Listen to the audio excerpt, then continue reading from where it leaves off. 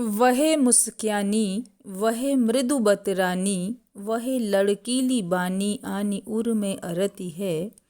वह गति लैन ओ बजावनी ललित बैन वह हंसी देन हियराते ना टरती है।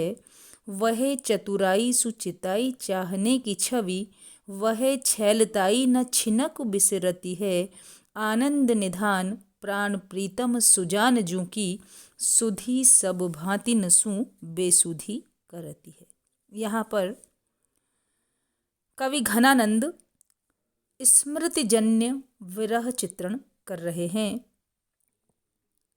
सुजान के प्रति वे कहते हैं, या गोपी भाव से कृष्ण के प्रति कहा जा रहा है कि प्राण प्रिय सुजान की या कृष्ण की जो स्मृति है, उनके साथ संयोगकालीन जो यादें हैं वे सब प्रकार से बेसुध करती है, स्मृति शून्य बना देती है, सब प्रकार से मन को उस स्थिति में पहुंचा देती है कि सब कुछ विस्मृत हो जाता है।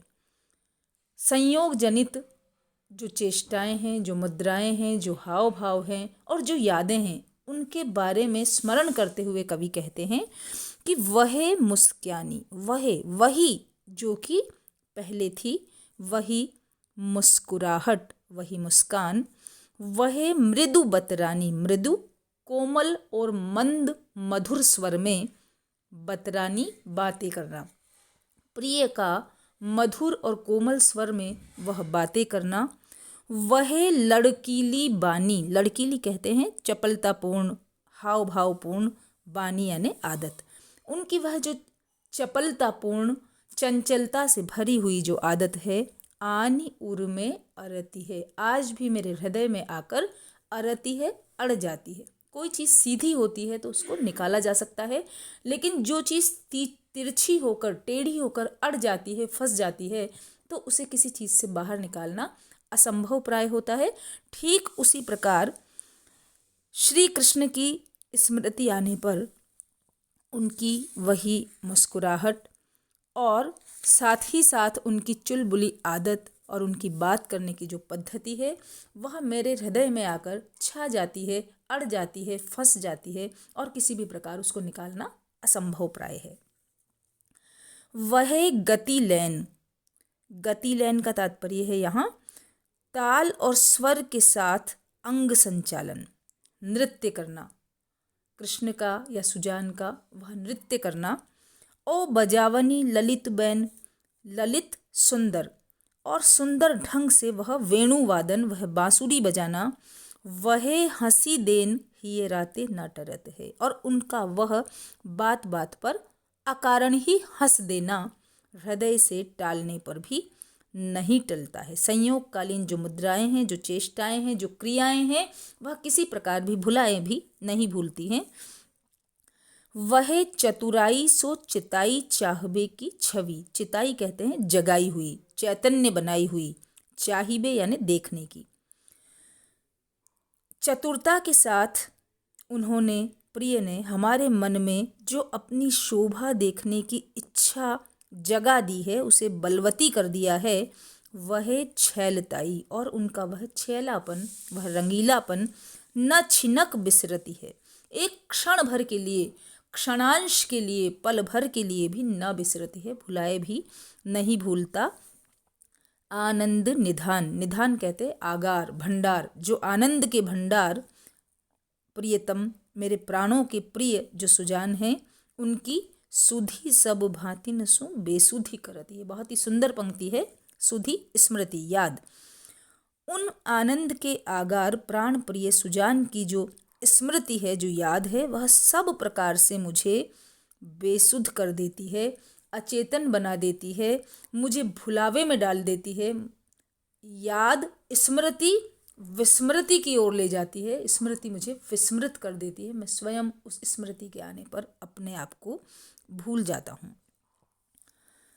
अंतिम जो पंक्ति है उसमें विषम अलंकार है, चूंकि सुधी के द्वारा बेसुध किया जाना, यह विरोधपूर्ण बात लग रही है, विषम बात लग रही है, लेकिन इसी में जो कवित्व है उसकी सुंदरता है, उसका सौंदर्य है। अनुप्रास अलंकार पूरे पद में है, पद मैत्री अलंकार भी है, और सुधी सब भांति न सो बेसुधी करत में यमक अलंकार भी है। स्मृति जन्य विरह चित्रण बहुत ही सुंदर बन पड़ा है। मुहावरों का सुंदर प्रयोग यहाँ हमें दिखाई देता है। उर में अड़ना, हृदय से नहीं टलना, क्षण भर भी न बिसरना, बेसुध करना। तो मुहावरा प्रयोग से जो भाषा है उसमें एक अलग ही लालित्य आ गया है, और ब्रज भाषा तो है ही, साथ ही साथ पूरे पद में संपूर्ण कवित्व में जो प्रवाह है, जो संगीतात्मकता है, वह उत्कृष्ट कोटि की है। अगला पद देखिए। प्रीतम सुजान मेरे हित के निधान, कहो कैसे रहे प्राण जो अनखी अरसाय हो। तुम तो उदार दीनहीन आनि पर उद्वार, सुनिए पुकार याही कौलों तरसाए हो। चातिक है रावरो अनोखो मोह आवरो, सुजान रूप बावरो बदन दरसाए हूँ।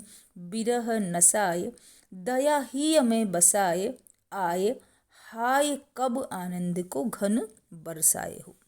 यहाँ कवि प्रिय सुजान के आकर्षण की, उनके प्रभाव की प्रशंसा कर रहे हैं, और साथ ही साथ उनसे निवेदन भी कर रहे हैं। कृपा करने की आकांक्षा भी है, कृपा बनी रहे प्रिय की, इसके लिए निवेदन भी है। यहाँ दोनों ही अर्थ है। लौकिक अर्थ में सुजान के प्रति है, और अलौकिक अर्थ में अपने आराध्य कृष्ण के प्रति है कि वे अब कृपा करें।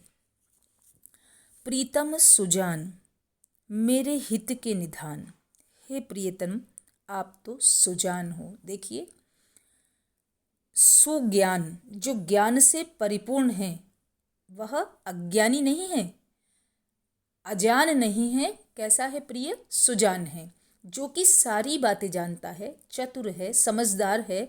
तो फिर भला वह अपने प्रिय का बुरा कैसे कर सकता है? इसलिए यहाँ सुजान जो संबोधन है, वह संबोधन बहुत ही सापेक्ष संबोधन है, बहुत अर्थपूर्ण संबोधन है कि हे प्रिय आप तो सुजान हैं, मेरे हित के निधान और मेरे प्रेम के आधार हैं, खजाने हैं। कहो कैसे रहे प्राण जो अनखी अरसाए हो। आप ही बताइए कि यदि अनखी मतलब रूठ कर, अरसाए हो आलस्य दिखाओगे, विलंब करोगे, यदि रूठ कर मुझे मिलने में, मुझे दर्शन देने में आलस्य दिखाओगे, विलंब करोगे, तो कहो कैसे रहे प्राण। भला ये प्राण किस प्रकार जीवन धारण करेंगे? तुम्हारे दर्शन के बिना मेरे प्राण निरंतर छटपटाते रहते हैं। यदि तुम इन्हें दर्शन नहीं दोगे तो ये प्राण कैसे टिकेंगे?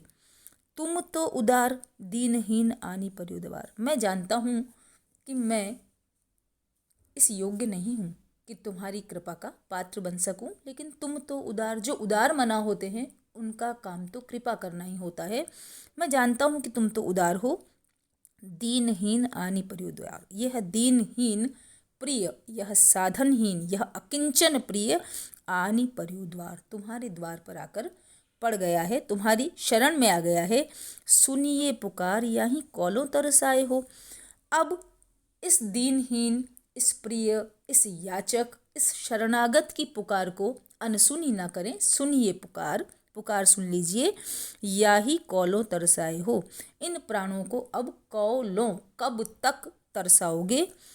चातिक है रावरो, चातक चूंकि अनन्य प्रेमी होता है, यहाँ चातक में रूपक अलंकार है, ये चातक रूपी प्रेमी है। रावरो मतलब आपका।